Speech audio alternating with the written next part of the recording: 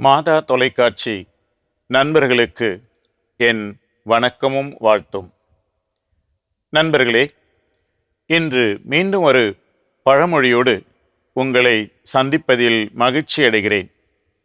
இன்று நாம் சிந்திக்கும் பழமொழி, அப்பன் அருமை அவர் மாண்டால் தெரியும். எளிதான ஒரு பழமொழி. நான் வாழுகின்ற சிறு நகரத்திலே ஒரு மளிகை கடைக்காரர் ஒருவர் இருந்தார். அவர் ஓரளவு வெற்றியோடு வியாபாரம் செய்து கொண்டு 2 இடங்களிலே தன் கடைகளை வைத்து வாழ்ந்து கொண்டிருந்த ஒரு மனிதர். அவருடைய பெற்றோர் அதே ஊரிலே தனியாக ஒரு வீட்டிலே வாழ்ந்து கொண்டிருந்தார். இவர் தன் பெற்றோரை அடிக்கடி போய் பார்ப்பதில்லை. கேட்டால் வியாபாரம், கடையை போகணும், வீட்டுக்கு போகணும், எனக்கு நேரமே இல்லை என்று சொல்லுகின்ற ஒரு மனிதர்.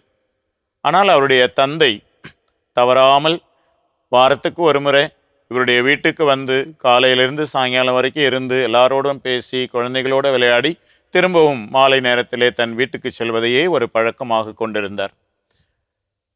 இப்படி இருக்கும்போது அவர் தந்தை நோயின் காரணமாக திடீரென்று ஒரு நாள் இறந்து விடுகிறார்.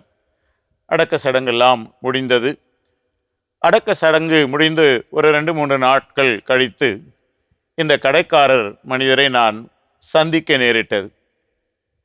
அப்போது அவர் என்னை பார்த்தவுடனே தேம்பி தேம்பி அழுதார். ஏன்பா இவ்வளோ ரொம்ப அழுறீங்க அப்படின்னு.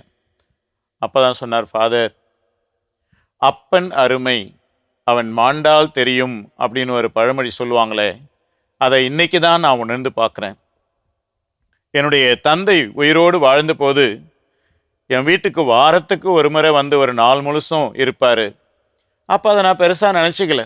எனக்கு என் கடை உண்டு, என் வீடு உண்டு, என்னுடைய வியாபாரம், இதையே நான் கவனிச்சிட்டு இருந்துட்டேன். அப்பா அம்மாவை போய் பார்க்கவோ அவங்களுக்கு பணிவிடை செய்யவோ எனக்கு நேரமே இல்லை. அதை அப்போ நினச்சி கூட பார்க்கல. ஆனால் என்னுடைய அப்பா இறந்த பிற்பாடு என் வாழ்க்கையில் ஏதோ ஒரு பெரிய சூன்யம் ஏற்பட்டது போல நான் உணர்கிறேன். என்னுடைய அப்பா இல்லாதது எனக்கு ஒரு பெரிய இழப்பாக இருக்கிறது அப்படின்லாம் பேசிகிட்டே போனார்.